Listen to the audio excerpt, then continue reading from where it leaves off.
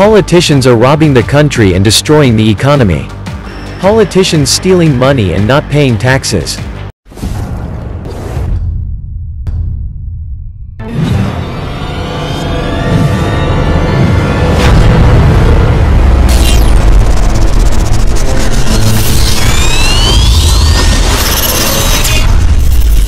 Lebanon is a small country of 10,400 square kilometers, with a population of 6,100,000 and falling. Fewer babies and people are immigrating to the West, and 5 major religious and ethnic groups. The 36% are Christians, the 29% Sunni, the 28% Shia, the 5.2% Druze, and the 18,500 battle-trained Shia pro-Iranian militia in Beirut in the south. Lebanon has been plagued with economic woes and riddled with political chaos since the end of the civil war in 1990. But it was these recent months that have put the economy in imminent and inevitable collapse. The past months also yielded myriads of different new taxed products and services, which angered the populace even more. A massive fire in Lebanon's heartland also took place 2 days before the revolution began, decimating what was left of Lebanon's greenery there. The last straw was when the government proposed a 20-cent tax on calls per day on WhatsApp, a widely popular app that is universally used domestically. Welcome to the Atlantis Report. The straw that broke the camel's back, it's, of course, the tax that had to be imposed on WhatsApp, what is essential for the Lebanese given the importance of the diaspora, but it's also other measures. It is also the increase in VAT. It is also the fact that there is no electricity, there is no water, there is no free access to health services. Finally, all that was added, and it exploded. Everyone takes for his rank, that is to say, the political class is totally discredited, and what the protesters are asking it is a total change of political class. It must be said that it is a big problem. The Lebanese political class is a big problem because it has been there for years, there have been no changes. It serves her interests and the interests of everyone's community. Young people especially, but not only, no longer support this system. There is a sort of pact, which has been passed, and that allows all communities, especially to the most important, that is to say to the Maronite communities among Christians, Shia and Sunni Muslims, to have levers of power. All that is not written, it's not in the Constitution, it is not even written in the National Pact of 1943. The rule is that the President of the Republic is a Maronite Christian, the Prime Minister is Sunni, and the Speaker of the House is Shiite. And this, whatever the demographic evolution of the population.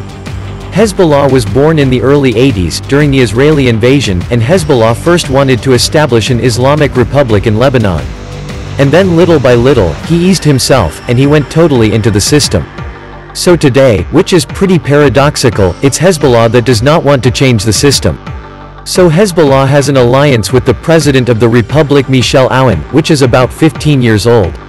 He flatly denounced the protesters, and you've seen that among the people who are most challenged on the street, you have Hassan Nasrallah, who is the leader of Hezbollah, which is something totally new. The quarrels of the region are empty in Lebanon. It's a tradition, and it's been around for a very long time.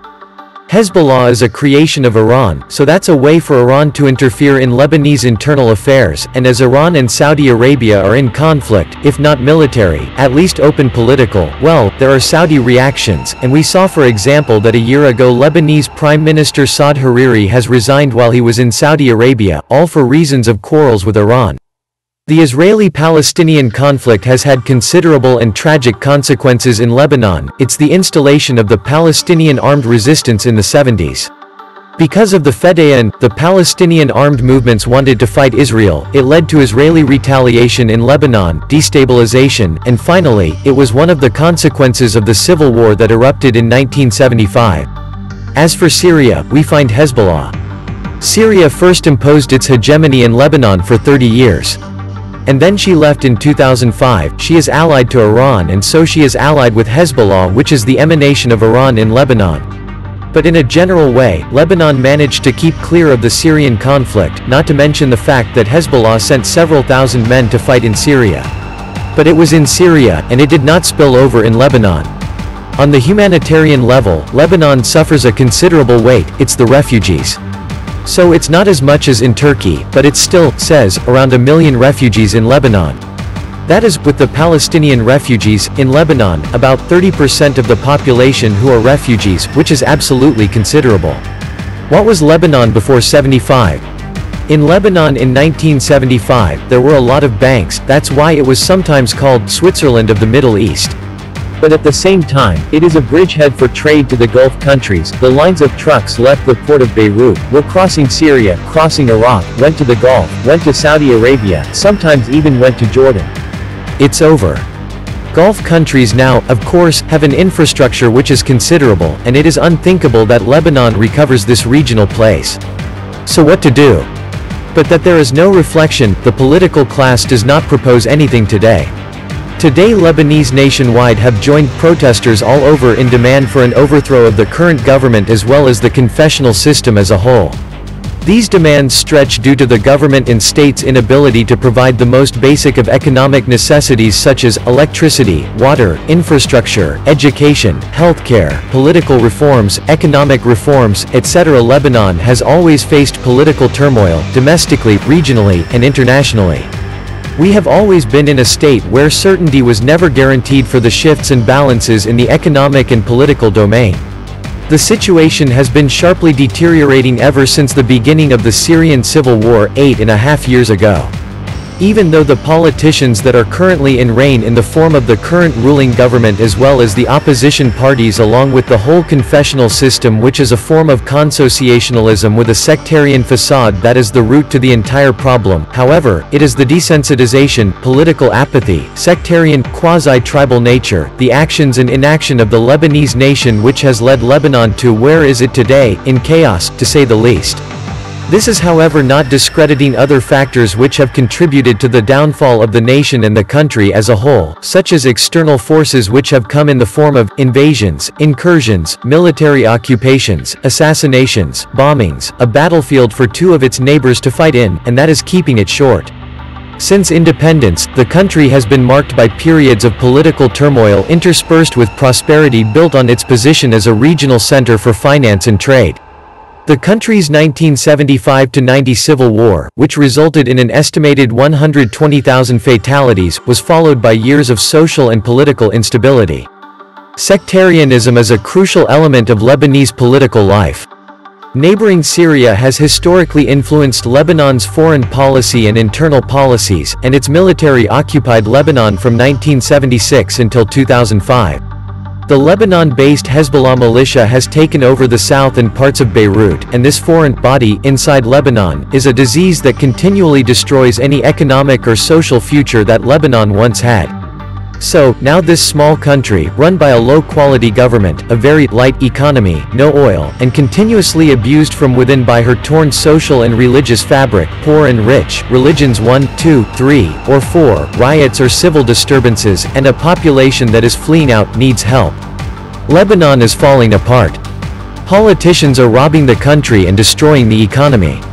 Hezbollah, an armed militia, took power and is now stronger than the government. ISIS is in the east.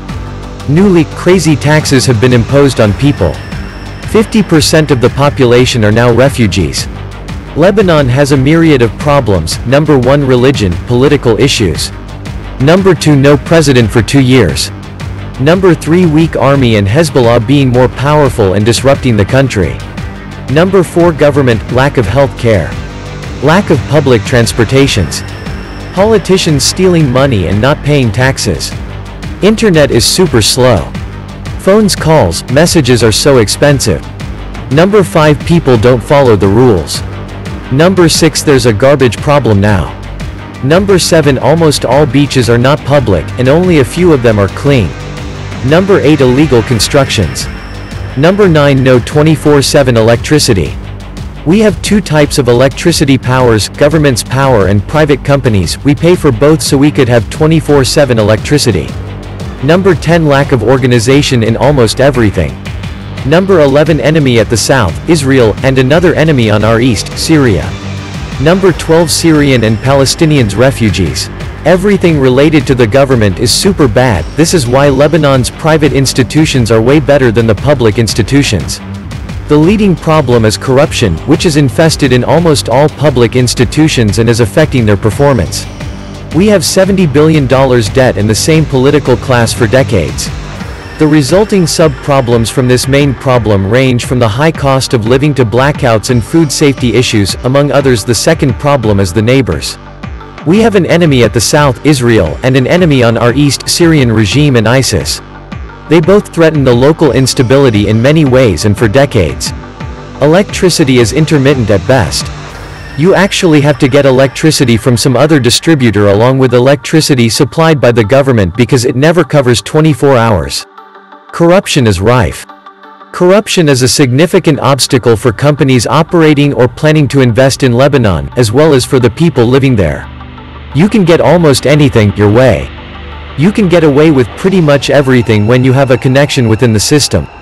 Public debts. Gross public debt stands at $71.65 billion, April 2016, with Lebanon's debt to GDP ratio reaching an alarming 139% level, positioning it as the fourth highly indebted country in the world according to the CIA World Factbook.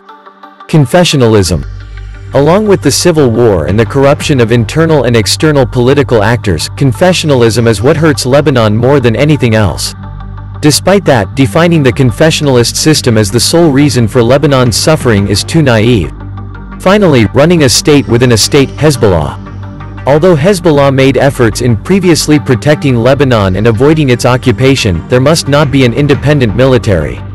Or, by the very least, it must not be stronger than the government. Get a grasp, government. Which also brings me to the point that the Lebanese government has always been way too weak. It needs to be, by the very least, able to enforce its own rules. This was the Atlantis Report. Please like, share, and subscribe. Thank you.